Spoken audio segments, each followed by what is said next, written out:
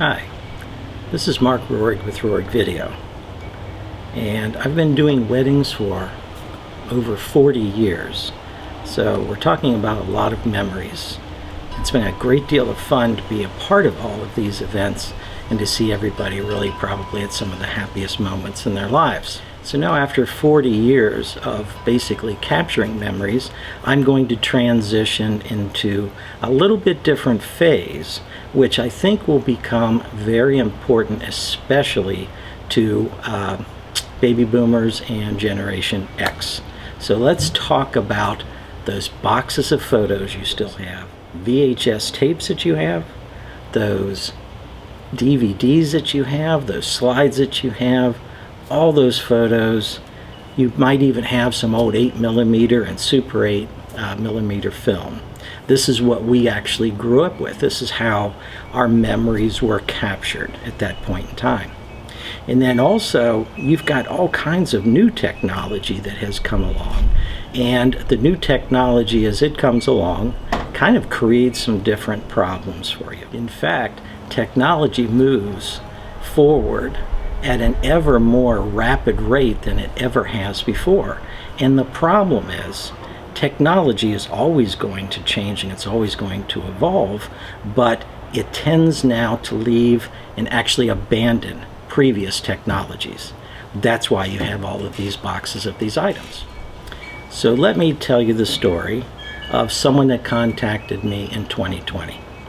Now, this man, I'll leave his name out of it, but he knows exactly who he is.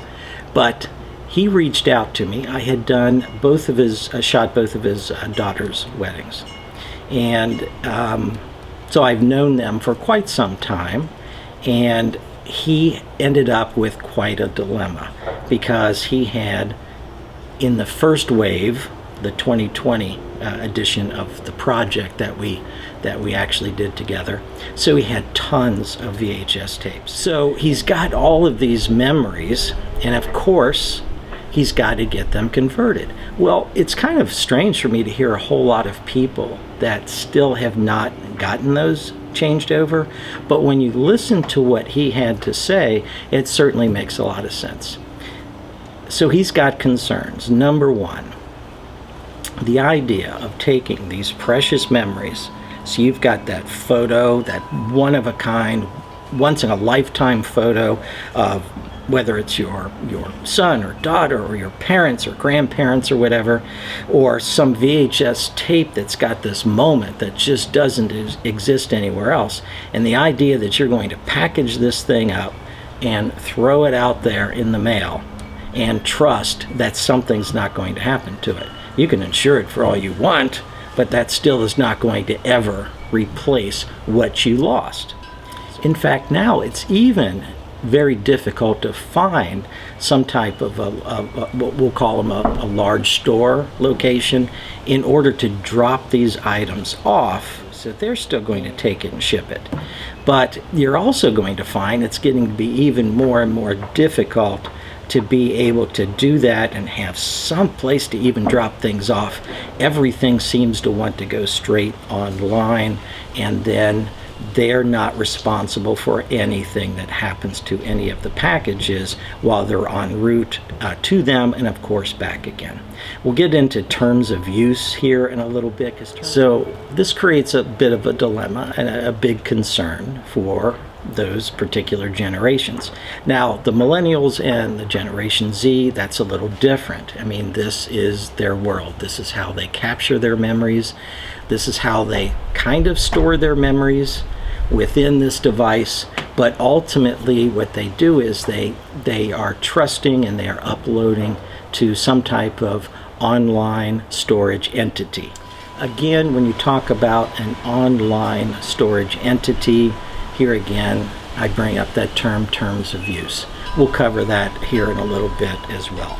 So also another concern is, remember the term I used before about the abandoned technologies. So for this man and his family, he of course had a variety. He had literally close to 40 years worth of different technologies that he had their memory stored on. So whether it was photos, which of course, as everyone knows, everything started out as film. And then came VHS, and then from VHS came DVD, so he's got photos, he's got VHS, he's got DVDs. Eventually then he's got SD cards. And here we go, here's another technology that even that will then be left abandoned. So after the SD cards, then you start to end up with that new transition, and here we go again. And most of the memories then that he would have recorded, or they as a family would have recorded, would have been on some type of mobile device like that. So the problem is, even these devices have changed and evolved in terms of the files that they use. So you can just imagine, it seemed overwhelming to him. What am I going to do? How am I going to put all of this together? And how can I put it together so that we can watch it? And then finally, I'd say the fourth concern, and here again, I think that baby boomers and Generation X actually missed the days of actually talking to a real person. Not to mention the idea that I'm going to put these memories into a person's hand, and that person is actually going to be the one that's going to create this actual conversion of all of these abandoned technologies and even the present day technologies, and putting them all together into something that we can then watch and that we can share and that we can actually control the memories ourselves. Okay, so this segment, again, you've heard me mention several times about terms of use, and they were certainly his concerns, and they're my concerns as well. So when I look at this idea of taking control of your memories, you've got to realize that once you capture a moment, you're going to want to preserve the moment, but you're also going to want to put it in multiple places so that, of course, it is preserved through many different people. The alternative is what most of the millennials and Generation Z do. We're back to this device again. It's the idea of just basically, it'll be all right, everything's going to be stored on that online storage entity, or multiple online storage entities. So whichever that they actually decide to do, what I just encourage people, you need to just look at the terms of use. Here again, nobody ever reads the terms of use, but they are invaluable, especially if you're sharing your actual memory. This is up to you to look this up. But in one of them, you are actually giving them copyright power as well, so they can even use your image, or your parents' image, or your kids' images, or whatever, and they can actually use them in promotional ads for their particular company. And there again, in terms of what I suggest and trying to store and take control, this is why the idea of just uploading everything to that online storage entity, I was looking at some of the terms of use there as well. And I think one area that concerned me quite a bit is there is a section in there in terms of covering the price associated with them storing this. And something that you're always going to find when you look at terms of use, and I've not seen anything with terms of use that does not make this particular statement, that the terms of use can be changed at any time. But in terms of the actual price that you're paying, the price that you're paying now would have nothing to do with what your price could possibly be in the future. And then what you're going to look at, well, what type of notification do they have to give you, and just read everything very carefully. As you can tell, I'm really strongly suggesting if you want to do that, that's fine, But just in case, let's go ahead and again take control of your memories yourself, and I'll show you how to do that and how all of these technologies, abandoned and brand new, you can actually do that just very easily and put things onto flash drives, other external hard drives, spread them out, share them with family members so that everybody, you have everything, all of these special memories spread out in so many different locations. Okay, and one more story. My brother, Rick, passed away back in 2014. Rick actually shot tons of weddings with me through the years and was a part of a lot of those memories. But whenever I'm in town, then I'm going to see his wife, Ruby, and then, of course, his son, daughter, and then a couple of grandsons in the mix. So when I was there last year, it was suddenly decided that it's time to get rid of a whole bunch of other things that happened to be out in a shed and then inside of a garage as well. So we're starting to go through different items and trying to figure out what to throw away, and we come across a good old box of VHS tapes. These are some videos, and it looks like maybe some stuff that some cruises that he and Ruby had gone on. And I said, you know, I'm just going to take all of these back with me down to North Carolina, and I'm just going to go ahead and let's get all of these transferred. So I bring all of these tapes back here, and eventually got to the point where I had some time. Okay, I'm going to go ahead and start to do these. So what was interesting is when I popped in the second tape, and this is what caught my eye right away, and I really thought about this during the second tape that I put in.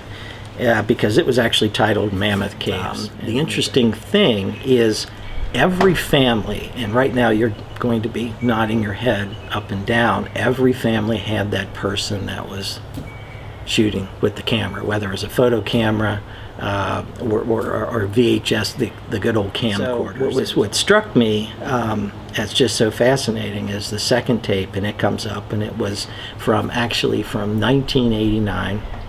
And it was that trip that my wife Valerie and I and our two kids, and then it was Rick and Ruby and then their two kids.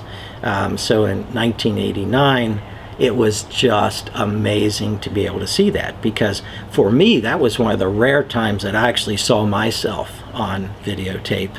And then of course to see all of the other you know, everybody just it just looked so amazing how young everyone looked, and of course to see you know, Valerie and my kids, you know, so small at that age. But something struck me as I'm watching that, and this is something to kind of keep in mind, especially when you've got that type of footage. It's amazing to watch it because, and it was so special to me because it was like I was seeing through my brother's eyes, all of those moments, and just to see exactly what he was looking at. And boy, he shot a lot of footage, but it was just so fun to be able to see that and to make that connection again with him. I'm going to show you a little clip coming up here that I cannot wait to show my son, his wife,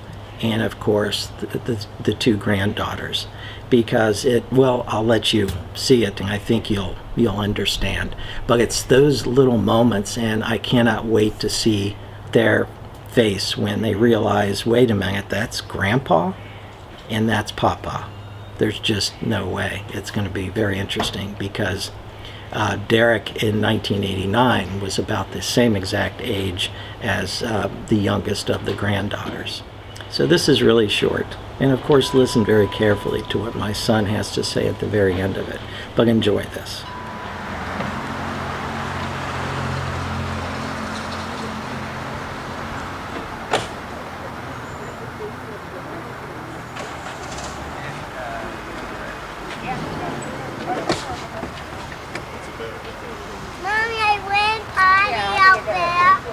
Okay, that's what memories are all about right there. So again, reach out to me. When you call, there's not a host of, not a menu of items and buttons to push. Just leave me a message, tell me who you are. We can do lots of things through emails as well. Across the screen, I'm going to go ahead right now and let's go ahead and add some contact information. Everything will come directly to me. I look forward to hearing from you so that I can help you in terms of what you're going to be able to do with all of these different, especially the abandoned technologies. I'll be able to guide you through that process, and there's multiple ways that we can do things like that. I'm also going to probably be doing one-on-one lessons on line as well. This would be with you as an individual. It's not going to be a group thing. I think we'll find that to be very helpful. Now, just think about what I've discussed here today. Read your terms of use. Everybody read those terms of use, and give me a call. So take care and take control.